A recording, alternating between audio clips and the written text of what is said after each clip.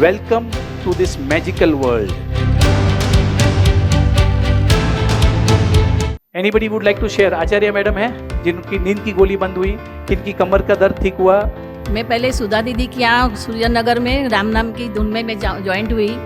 उसके बाद मेरे को नींद नहीं आती थी कितने सालों से, तो कभी कभार वो देवानी मंजूबेन देवानी करके है, उनको मैं फ़ोन करती थी तो मेरे को रेकी देते थे कभी कभार। फिर उसके बाद अभी वहाँ लोनावाला में हेमा दीदी और मंजूबेन जाके आए तो सुधा दीदी के यहाँ पूरी स्टोरी बताई वहाँ की, तो मेरे को बहुत अच्छा लगा।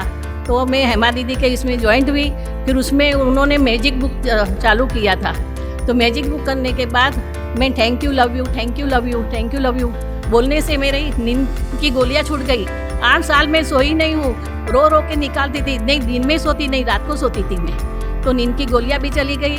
उसके बाद अभी मैं गाँव गई थी, गाँव गई तो रास्ते में मेरे को कान में एकदम इतना दर्द उठा। मैं अहमदाबाद आई तो मेरे को तुरंत मेरी ट्रेन थी, तो मेरी एक सहेली है संगीता अग्रवाल, उसको मैंने फ़ोन किया, मेरा कान का दर्द मिटता नहीं है, यहाँ भी सूजन आ गया है, मैं कैसे करूँ? तो बोले तू 108 बार थैंक यू लव यू बोलते जा।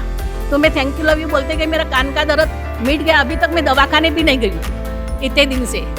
बस उसमें क्या है, सोच अपनी अच्छी रखो, नेगेटिव विचार मत रखो, पॉजिटिव विचार रखो।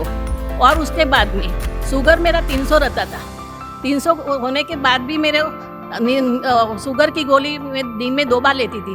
अभी मेरी गोली आधी गोली है, वो मैं मन से हिसाब से ले रही हूँ। कभी कभार नहीं लिया तो भी मेरे को कुछ तकलीफ नहीं होती।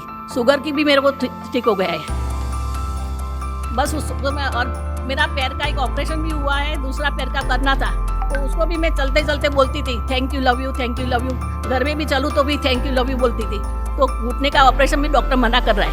घुटनों का ऑपरेशन चला गया, नींद की गोलियां बंद हो गई। आप तो डॉक्टर का तो पूरा।